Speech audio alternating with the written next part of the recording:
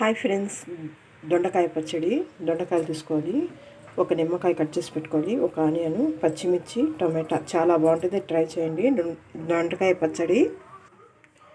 ఇది వచ్చి దొండకాయ ఫ్రై అండి. దొండకాయలు ఉడకపెట్టి పెట్టుకోవాలి, కొంచెం సాల్ట్, కొంచెం వాటర్ వేసి ఉడకపెట్టుకుంటే చాలు. దొండకాయ పచ్చడికి ఫస్ట్ కడాయి పెట్టుకోవాలి, కొంచెం 2 స్పూన్ల ఆయిల్, దాంట్లో పచ్చిమిర్చి వేసానండి, జీలకర్ర,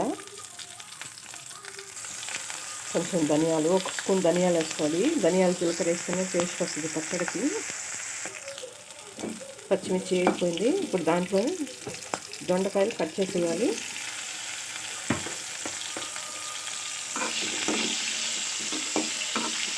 చాలా బాగుంటుంది, ఇలా ట్రై చేయండి దొండకాయ పచ్చడి. ఇప్పుడు దాంట్లో ఒక టమాటా కట్ చేసి వేసుకోవాలి.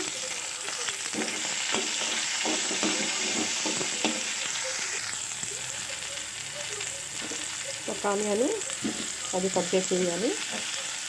ఇప్పుడు ప్లేట్ మూత పెట్టేద్దాం ఒక 2 నిమిషాలు.